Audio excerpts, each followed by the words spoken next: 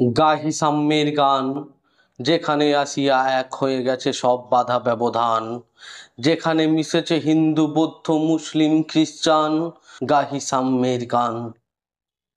সাম্য, মানবতা এবং অসাম্প্রদায়িকতার এক অনন্য কাব্যিক ঘোষণাপত্র হল কাজী নজরুল ইসলামের সাম্যবাদী কবিতাটি।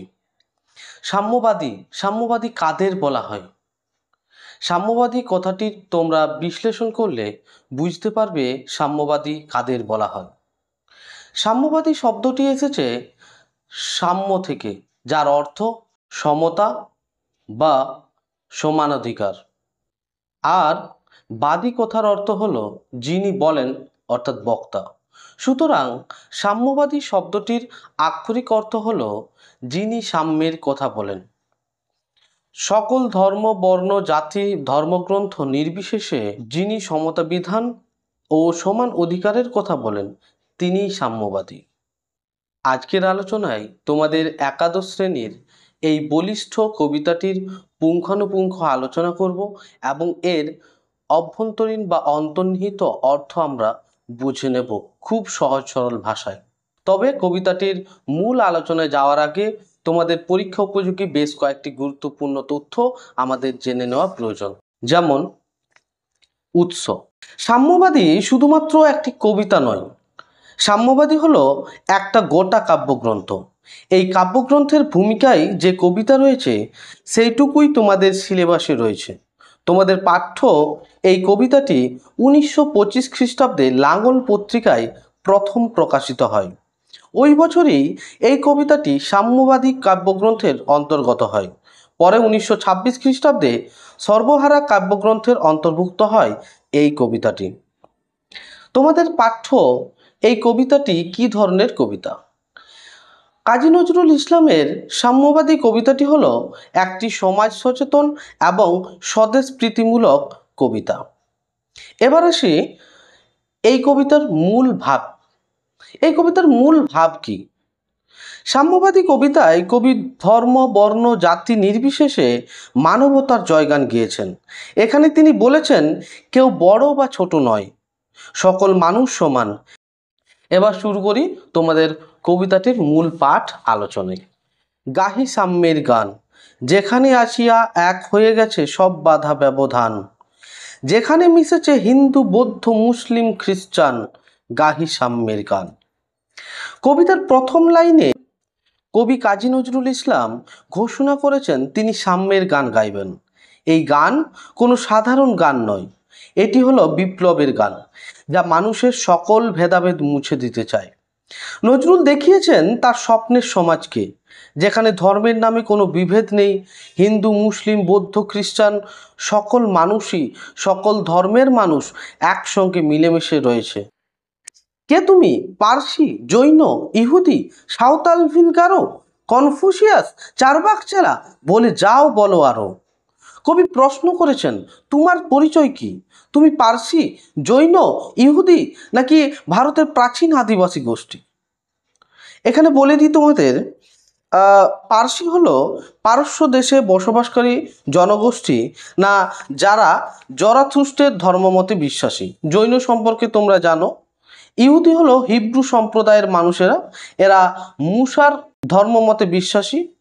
সাঁওতাল, ভিল এবং গারো হলো ভারতের প্রাচীন আদিবাসী গোষ্ঠীর মধ্যে উল্লেখযোগ্য। এছাড়াও তিনি উল্লেখ করেছেন কনফুসিয়াস। কনফুসিয়াস কে ছিলেন? না, তিনি ছিলেন প্রাচীন চীনের একজন নীতিবিদ। অনেকে কনফুসিয়াসের নীতি মেনে চলেন। আবার চারবাক হলেন ভারতীয় দর্শনে একজন বস্তুবাদী দার্শনিক, না অনেকে তার আদর্শ মেনে চলেন। তাহলে কবি প্রশ্ন করেছেন তোমার পরিচয় কি? তুমি পার্সি, জৈন, ইহুদি নাকি আদিবাসী? কিন্তু এসব পরিচয় দিয়ে কি মানুষকে আলাদা করা যায়? শুধু ধর্মীয় পরিচয় নয়, দার্শনিকদেরও টেনে এনেছেন এখানে।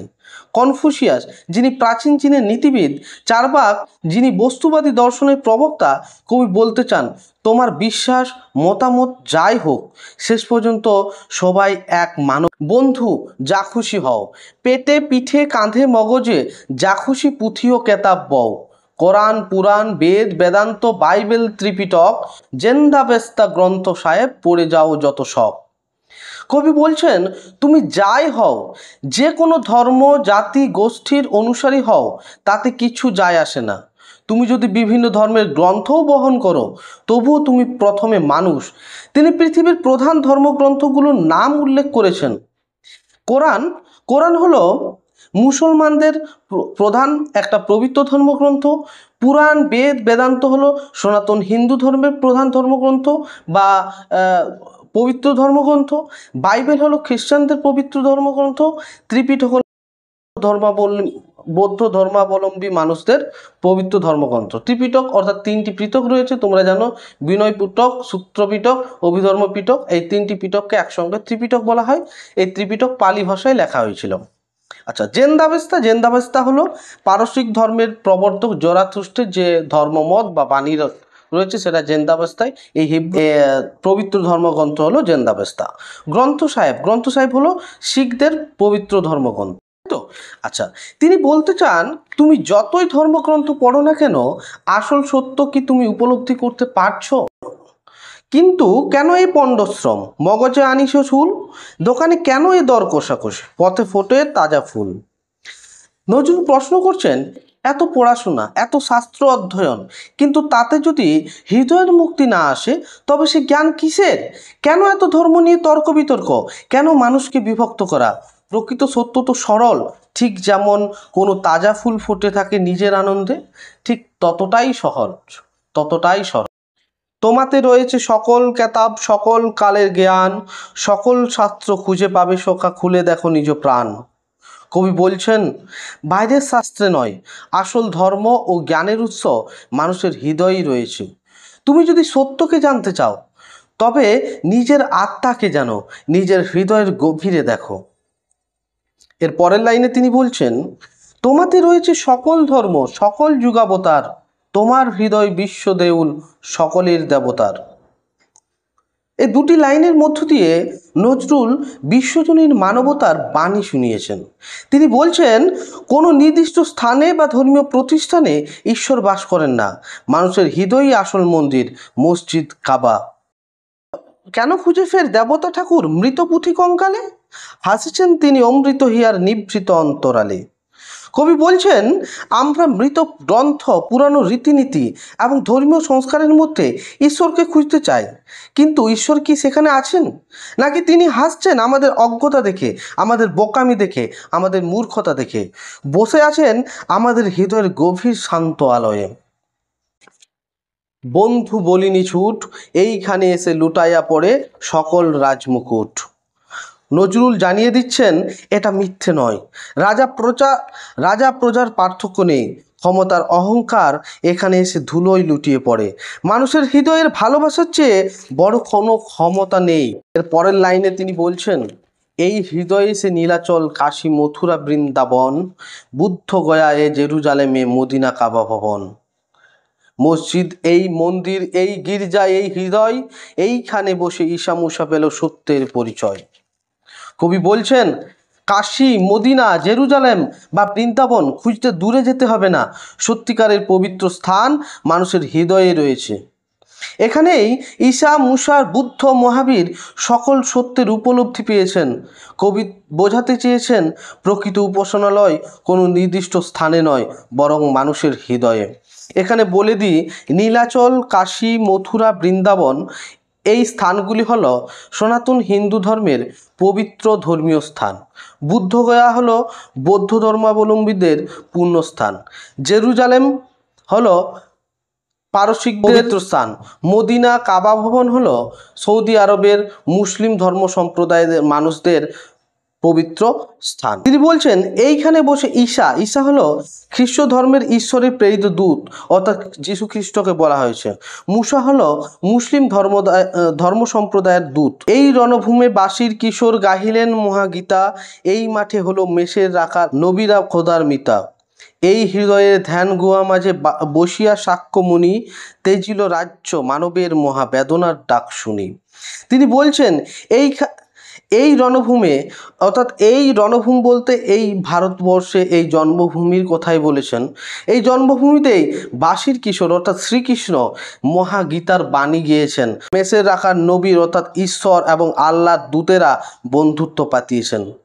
এই হৃদয়ের ধ্যান গুহা মাঝে বসিয়া সাক্ষ্যমুনি অর্থাৎ গৌতম বুদ্ধ তেজিল রাজ্য ত্যাগ করে মানুষের দুঃখ কষ্ট দেখে রাজ্য ত্যাগ করলেন। এই কন্দরে আরব দুলাল শুনিতেন আহ্বান, এইখানে বসি গাহিলেন তিনি কোরআনের সামগান। অর্থাৎ এই কন্দরে অর্থাৎ এই গুহায় বসেই আরব দুলাল অর্থাৎ হজরত মোহাম্মদের কথা বলা হয়েছে। হজরত মোহাম্মদ শুনিতেন আহ্বান শুনতেন, এইখানে বসেই তিনি কোরআনের সাম গান গাইতেন অর্থাৎ সাম্যের গান গাইতেন। তিনি বলেছেন শ্রীকৃষ্ণের গীতা জ্ঞান, যিশুর শান্তির শিক্ষা, নবী মোহাম্মদের খোদার আহ্বান এবং গৌতম বুদ্ধের আত্মত্যাগ সকলেই এই সাম্যের বার্তা বহন করেন। মিথ্যা শুনিনি ভাই, এই হৃদয়ের চেয়ে বড় মন্দির কাবা নাই। কবিতার অন্তিমে নজরুল ঘোষণা করেছেন মিথ্যে নয় সত্য, এই যে মানুষের হৃদয়ের চেয়ে পবিত্র স্থান আর নেই। ধর্মের আসল শক্তি বাহ্যিক স্থাপনায় নয়, বরং মানুষের ভালোবাসায়, মানবিকতায়। এখন কবিতা পাঠ শেষে তোমাদের কাছে একটি প্রশ্ন, আমরা কি এখনো মানবিক হতে পেরেছি? আমরা বর্তমান সময়ে দাঁড়িয়ে এখনো কি জাত পাত ধর্ম বিভেদ সব ভুলে গিয়ে একক সাম্যের গান গাইতে পেরেছি? প্রশ্নটা রইল তোমাদের উপর, অবশ্যই কমেন্ট করে জানিও। আমাদের এই কবিতা থেকে বেশ কয়েকটি এমসিকিউ প্রশ্ন নিয়ে অবশ্যই আলোচনা করব, সঙ্গে থাকো। ধন্যবাদ।